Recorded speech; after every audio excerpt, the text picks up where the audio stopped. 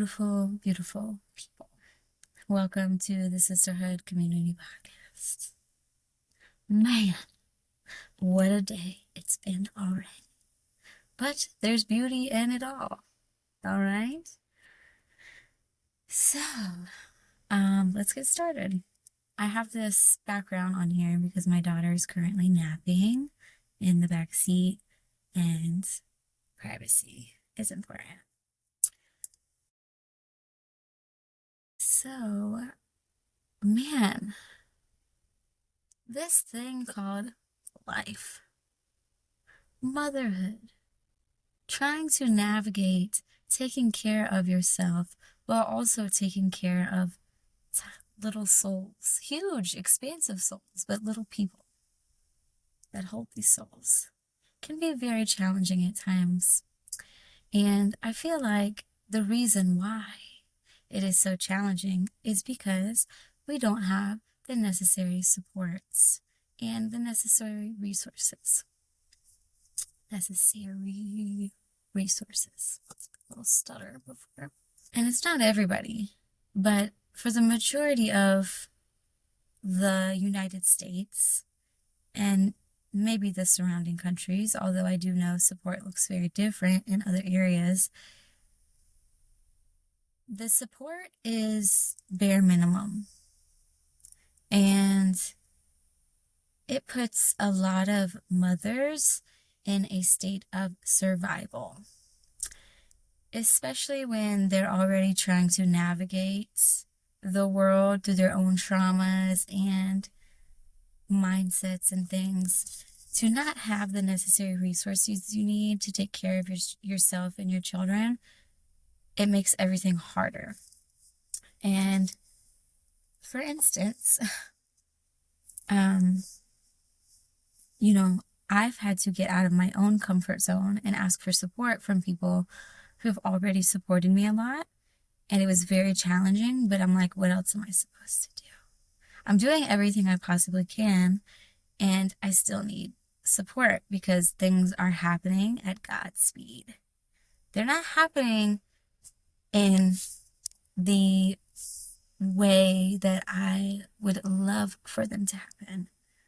God's speed is beautiful, and I'm grateful. But there are times I'm like, man, just gotta trust the process, even though I want it here now? So yeah, I've had to get out of my comfort zone. And luckily, I do have beautiful people who have been open and able to support. And I'm so grateful for that. But not everyone has the support. And I've had to build that support system, which I'm still building it. And through all the challenges that I've encountered, that's the one thing I realized that we need the most as mothers and fathers, of course, is a support system. We enter motherhood and we dedicate so much of ourselves to our children, to making sure they have everything they need. But who is making sure that the mothers and the fathers have everything they need? And I'm not just talking about the government system and these corporations as far as like putting ourselves out there and working these jobs, literally dedicating so much of our life force energy, so much of our time to these places just so we can survive, literally live on this planet Earth in an infinite galaxy. Make it make sense, okay? It don't make sense. But when you look at the history of things, you see why things were created. For greed, for selfishness, a very narcissistic template. Anywho, yeah, even these things within the government, such as food stamps, welfare, the things that are offered as far as paying for light bills and getting discounts in that way, it is the bare minimum. Mothers and fathers, but I'm just speaking from a mother lens, but I'll include fathers too, need hands that hold them, arms that hug them. They need hands that give with not expecting so much in return. like simply giving to give, to be of service. Mothers are of service to their children. Fathers are of service to their children without thinking about it, without blinking an eye, because the children need that. But so do the adults. We need that. And not even if you bear kids, like you have children. Even when you don't have children, you still need that support. Everybody is navigating something in their lives. You can't tell me otherwise. Everybody has something going on that they're trying to figure out, navigate mentally, emotionally, or physically so that they can feel more at ease. And a lot of people don't even know how to get through these things without drugs, alcohol, suppressing them through codependency and things as such. We all need people. No one can do this alone, as much as we want to think we can. And maybe we absolutely possibly could, but it would be very freaking hard, okay? I know for me, I almost crashed out last night and the night before, and I'm like, I refuse. Okay, I need to take care of myself. I need to create space for me to tend to my mind, body, and soul. Okay, because that affects my spiritual health too, my connection to the divine and to all things.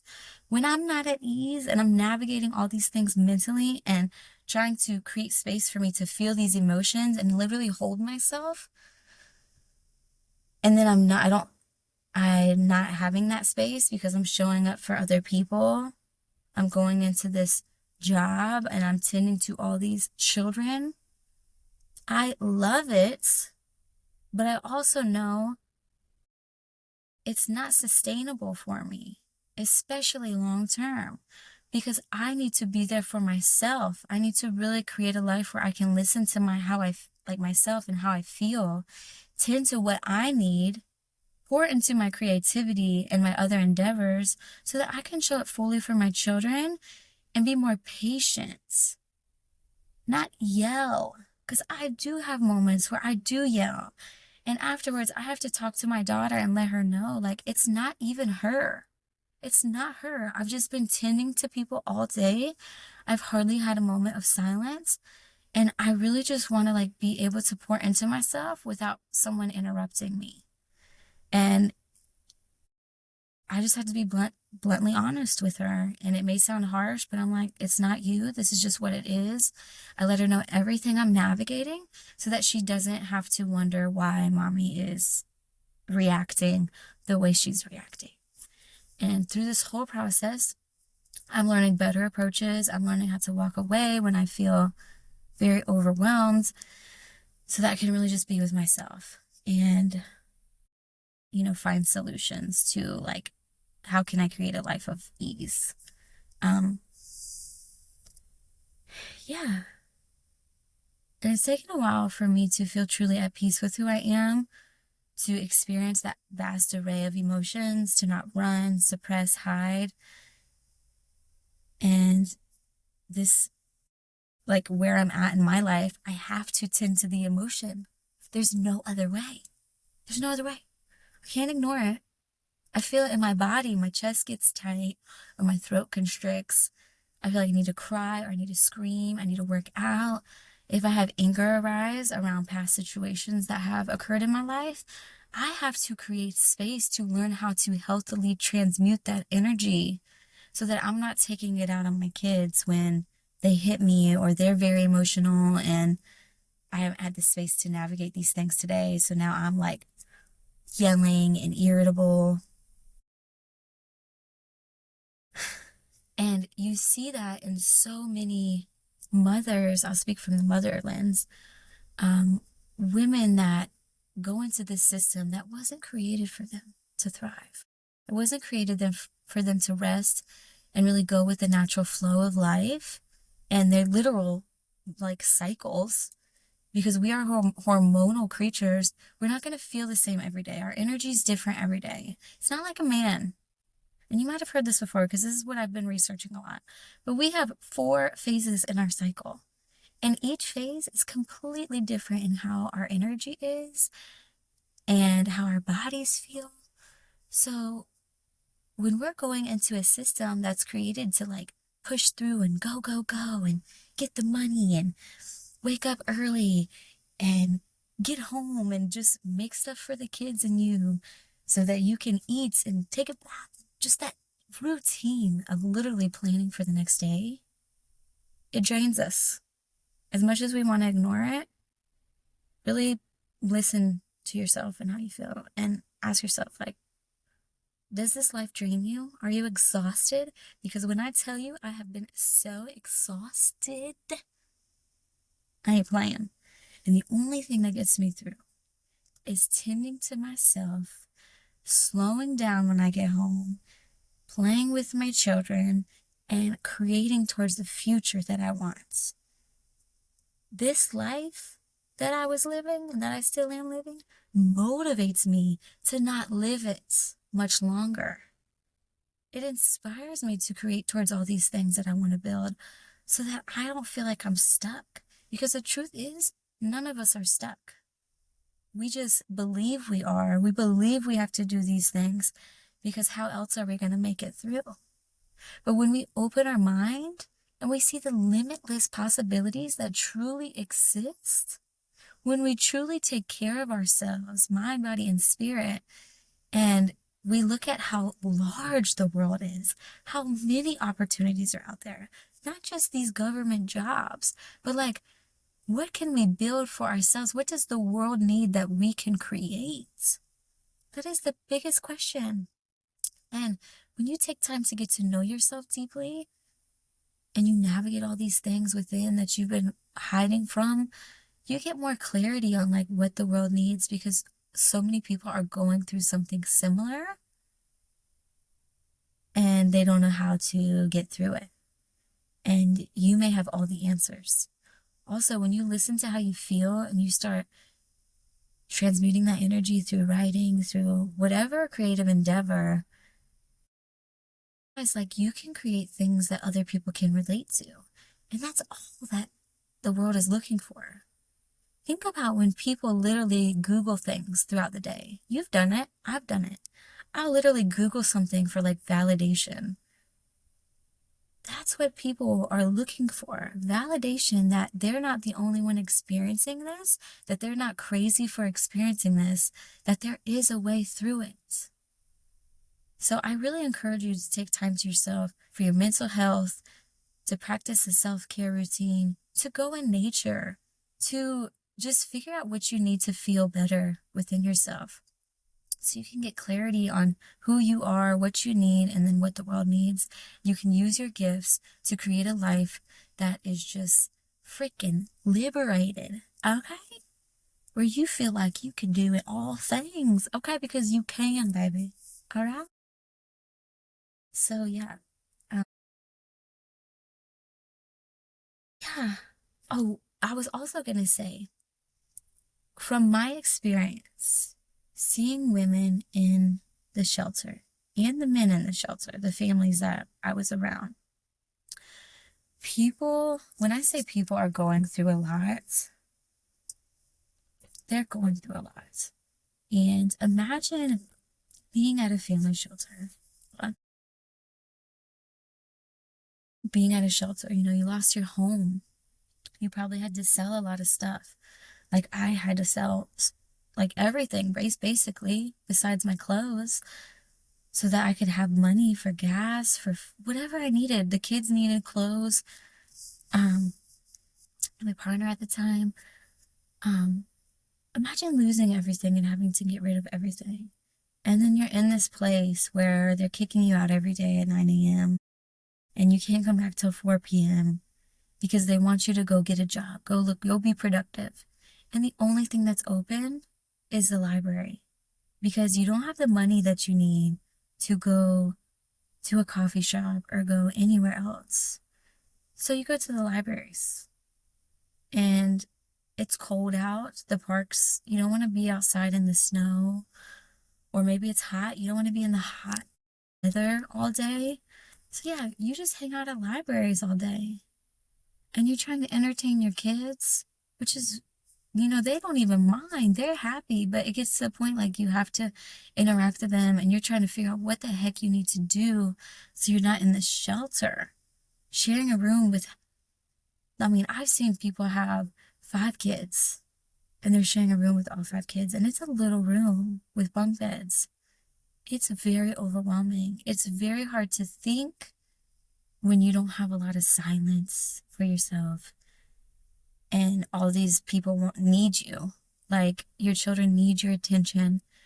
They want interaction. They need connection. You do too, but you're trying to navigate this while having to show up for them and stay present. It is so hard. So I've witnessed mothers and fathers yelling at their kids, cursing at their kids, and a lot of it has to do with how they were raised and what they haven't, like, acknowledged within their childhood that truly affected them. And also the stress of the situation they're in and whatever else they may be navigating. A relationship that's not working out, but they feel stuck because they're in the shelter together. There's so many things, and we take it out on our children. And it's because we don't have the necessary supports. Even when people are recreating what they experienced in childhood, there's not a lot of support out there that, like, lets them know, like, hey, this is why you respond this way. This isn't healthy for your kids or you, and this will, like, really affect your relationship throughout life. That's why I speak about inner child healing, because it's so important and so needed. This is why people are in prisons and using substances and, like, going through all these unhealthy patterns, because it's all they know. And they've created that reality because it's what they've seen their parents do or the people around them, and they don't know how to get out of it.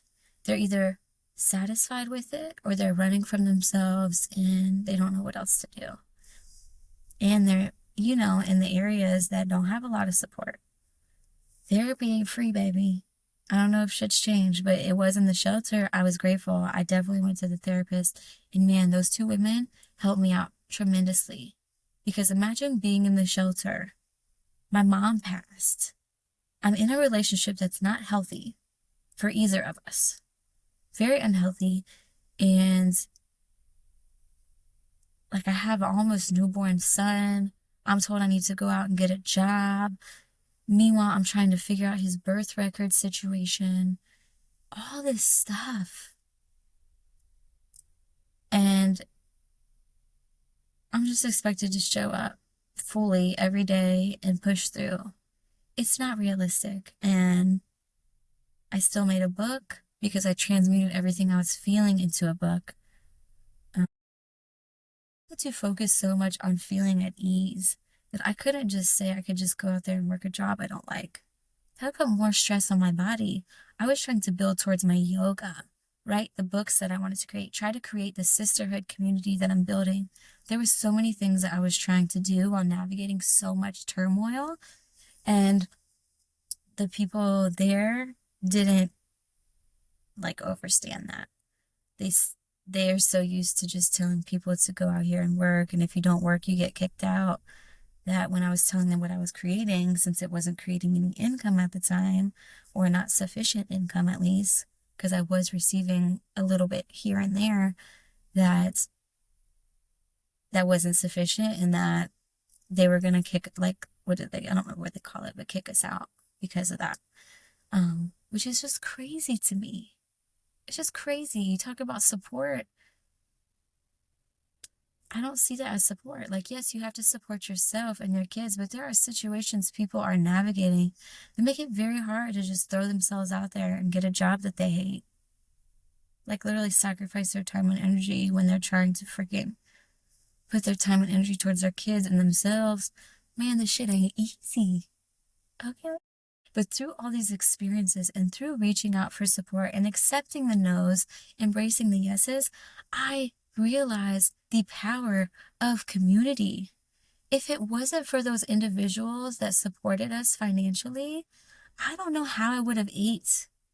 How we would have ate, how we would have had gas, how I would have had clothing, how I would have felt more at ease. Because anything is helpful. when you talk about living it, like feeling like you're surviving, like I recently had to reach out for someone for gas money. And it was uncomfortable, but I'm like, I mean, what else? I'm doing my very best. So, like I said, the little things are huge and they can help someone tremendously. It doesn't have to be money ever. It could simply be words of encouragement. And when you haven't given that encouragement to yourself, it can feel very awkward, uncomfortable. You don't even know how to give it to another person. So that's why I teach about these things, about affirmations and pouring into yourself and doing the inner work so that you know what it is you need in other people. I didn't have anyone encourage me growing up. Be like, hey, you got this. I believe in you. Go towards what you're feeling called to do, the hobby, whatever it is. Like, I support you. I didn't have no one do that for me. Like, I know much of the world didn't. So I've had to give that to myself. And, they say reparent yourself. And it's so true. I had to treat myself like my own child. And I still do to this day. I talk to myself like I am the nurturing mother and father that I've needed my entire life. Because I need that now too. Doesn't matter the age. My mom's not here. My dad's not in my life for reasons like of disrespect and things I won't allow in my life. So I have to speak to myself like a sweet, precious child, human person that I know myself to be so that I can get through these challenging situations that I've been in. And yesterday, I was just going through a lot mentally, and I'm like, how am I going to do this? I'm going to do this. I got this. It's hard, but I'm putting in the work so that I don't have to feel like this anymore. So I'm going to create this. I'm going to do this. And then I remind myself, I hold my heart and I'm like, I am safe. I am safe to feel. I am supported. I am loved. I am held.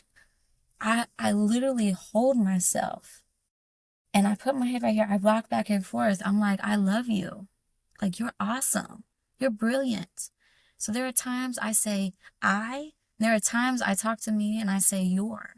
You are amazing. Okay? Because I'm talking to myself in what they say, second person, I think. But it's so powerful. Okay? Because when you don't have anyone around you pouring into you like that, you need to pour into you like that. That is how it's gotten me through so many situations. And that is how it's going to get me through the rest of my life.